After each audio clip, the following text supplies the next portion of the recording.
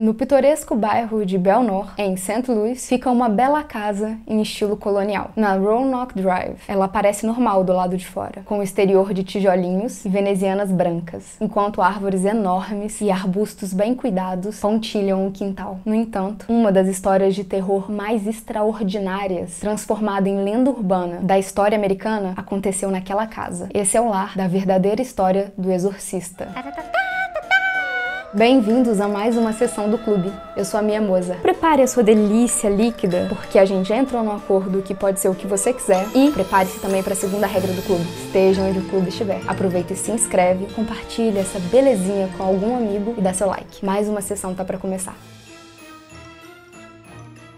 A verdadeira história do Exorcista começa no final dos anos 40, no subúrbio de Washington, D.C., com uma família chamada Hunkler. O seu filho de 13 anos, que muitos acreditam ter o nome de Ronald, e mais tarde chamado na literatura com o pseudônimo de Roland Doe, e entre outros nomes. A grande questão é que ninguém sabe o verdadeiro nome desse menino, porque para muitos foi a própria igreja e para outros até o Vaticano que pediu o sigilo para que ele pudesse seguir uma vida normal depois dos eventos que estariam por vir. Esse menino era de uma família não católica, portanto, não batizado na igreja católica, e ele era muito chegado da sua tia, a Harriet. Em algumas histórias acreditam ser um tio, que era uma espiritualista e que ensinou muitas coisas pro menino, inclusive a manipular um tabuleiro Ouija. Há também uma outra versão da história que parece ser um complemento dessa, mas que destoa em alguns lugares. Nessa história, o Robbie Manhan, ou Roland Doe, vinha de uma família devota da igreja luterana e por conta das animosidades da Segunda Guerra e por ser filho único, ele foi privado de estar em contato com outras crianças, inclusive de ir para a escola. Ele estudava em casa. E nesse caso, o seu tutor, quem daria aula para ele, era o seu tio, o Harriet, que pode ser a tia também. E essa era a única companhia do menino para além dos pais. No início de janeiro de 49, depois da morte do tio ou da tia Harriet, o Roland começou a experienciar algumas coisas muito estranhas. Ele começou a ouvir sons de arranhões vindo do chão e das paredes do quarto. E a água pingando inexplicavelmente dos canos das paredes. E o mais preocupante é que parecia que o colchão dele tremia sozinho. Preocupados, a família dele começou a procurar todo tipo de especialista. Eles consultaram médicos, psiquiatras e até as autoridades luteranas, só que eles não conseguiram qualquer tipo de ajuda. Aliás, ajuda eles até conseguiram, mas as anormalidades que estavam acontecendo não paravam. O ministro da família aconselhou que eles buscassem os jesuítas. A. Albert Hughes, o padre católico local, pediu permissão para os seus superiores para ele conseguir realizar um exorcismo no menino no final de fevereiro de 49. Ele conseguiu autorização, mas ele teve que interromper o exorcismo, o ritual, porque de alguma forma uma mola, dessas molas de ferro que tem em colchão antigo, ou colchão muito caro, ela se desprendeu e chicoteou no ombro do sacerdote. Aí ele viu que alguma coisa ali não estava andando nada bem e que o ritual podia ser uma ameaça tanto para ele quanto para o menino. Quando o Roland foi para casa para descansar, os pais dele notaram que algumas frases começaram a ser escritas no corpo do menino, algumas palavras soltas, como se fossem machucados que surgiram do nada, na própria pele dele. E eram palavras profanas, como inferno, capiroto, etc. Um desses arranhões formava a palavra Louis, que acabou indicando para a mãe do Roland que ela devia visitar com o filho St. Louis, que era um lugar onde ela tinha família, e que talvez lá eles conseguissem encontrar a solução para o caso do filho dela. Uma prima ali da família estava fazendo um curso na Universidade de St. Louis, bem na época que essas coisas estranhas estavam acontecendo com Roland. E foi ela que colocou os pais do Roland em contato com o padre Walter H. Halloran e o reverendo William Bounder. Após consultar o presidente da universidade, os dois jesuítas concordaram em realizar um exorcismo no menino. Isso com a ajuda de vários assistentes. E não seria um exorcismo só. Os dois homens se reuniram na casinha simpática da Roanoke Drive. Isso no início de março de 49. Lá, os exorcistas testemunharam arranhões que surgiam do nada no corpo do menino e o colchão que se mexia violentamente. Essas eram as mesmas coisas que estavam acontecendo em Maryland, que era o lugar onde o Roland realmente morava. Ele tinha ido para St. Louis apenas para passar pelo exorcismo. E em meio a esses acontecimentos bizarros, o reverendo Bounder e o padre Halloran, de acordo com seus próprios relatos, começaram a notar um padrão de comportamento no Roland. Ele passava o dia normalmente, calmo, uma criança adorável, uma criança normal, até que ele se preparava para dormir. E aí ele podia ter explosões violentas e acessos de raiva. E isso incluíam gritos, agressões físicas, etc.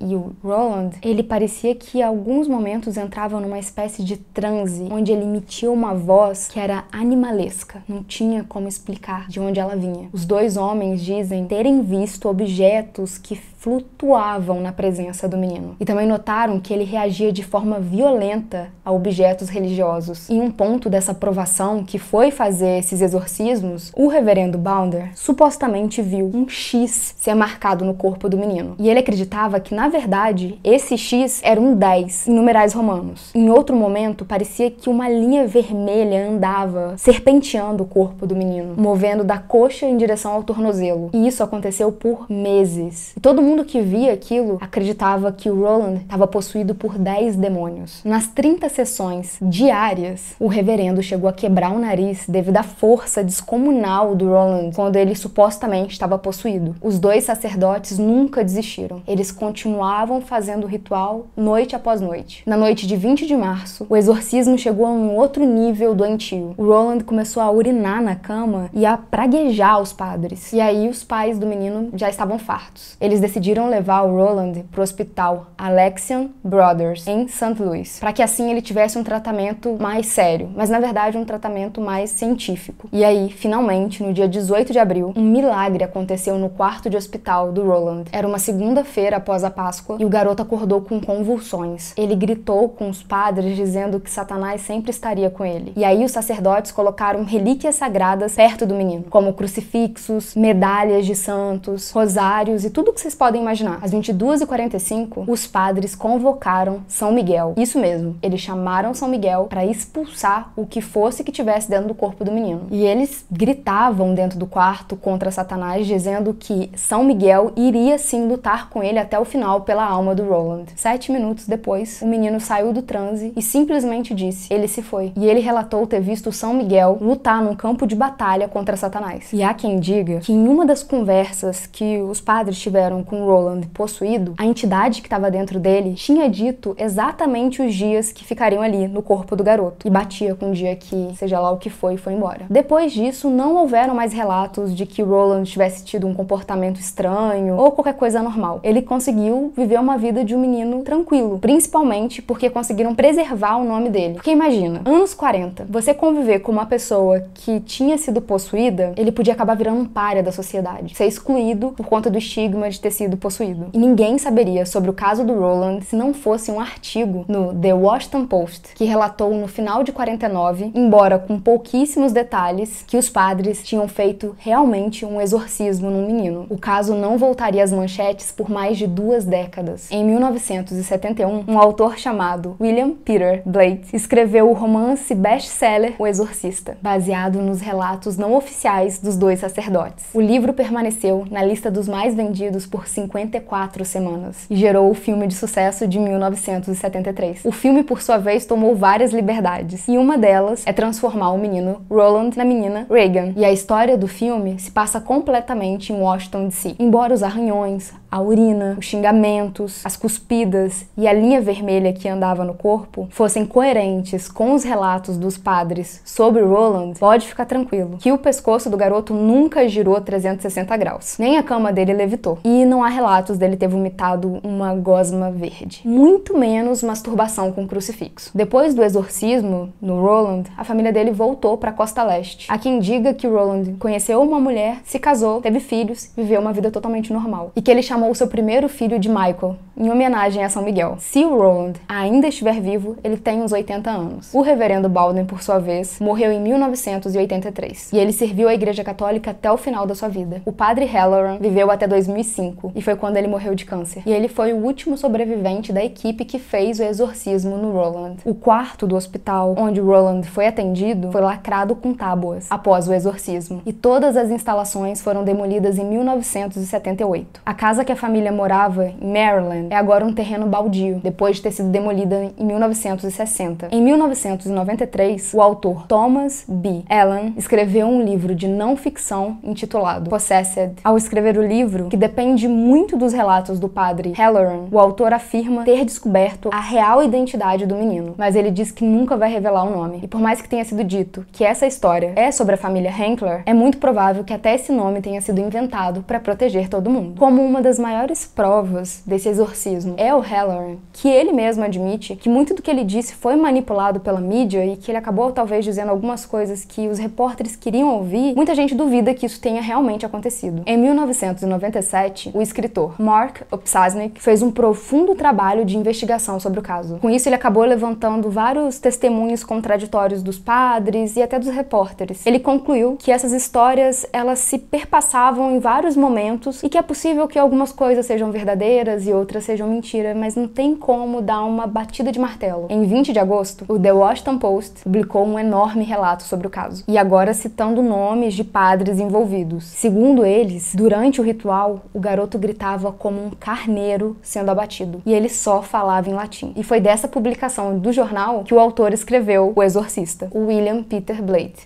E quanto à casa fofinha que deu início ali aos exorcismos, ela foi vendida e parece que os novos proprietários abraçaram essa história do exorcismo e essa reputação lendária da casa. E parece que não incomoda os proprietários a possibilidade de Capiroto ter habitado um dos quartos da casa. Mas qual teria sido o real motivo da possessão? Por volta de 1949, a tia ou o tio Harriet do Roland morreu. E desolado, o menino teria buscado algum tipo de conforto manipulando o tabuleiro Ouija. E pouco tempo depois, os pais começaram a ouvir os barulhos que vinham pela casa, principalmente durante a noite, assim como passos no sótão e ruídos do assoalho sendo arranhado. Muita gente acredita que ao manipular o tabuleiro, você está aberto para o mundo espiritual ou para o outro véu da vida, e que o Roland, na hora de tentar contactar a tia ou o tio, ele talvez entrou em contato com outra coisa e, por a porta estar aberta, a coisa entrou. Mas a gente também tem uma explicação um pouquinho mais científica ou psicológica. Há quem acredite que o tio ou tia do garoto tenha assediado o menino de alguma forma. Por passar tanto tempo sozinho com essa tia ou tio, ele talvez tenha se tornado vítima dos abusos e os pais não sabiam. Após a morte desse parente, o Roland talvez não soube processar a culpa, a vergonha, e isso se manifestou dessa forma em seu corpo. E aí é lógico que a cabecinha dele faria links com coisas ao seu redor. E uma dessas coisas seria o tabuleiro. Talvez o misticismo que estava envolto ali no tabuleiro, e talvez até pela desaprovação dos pais por ele usar o tabuleiro,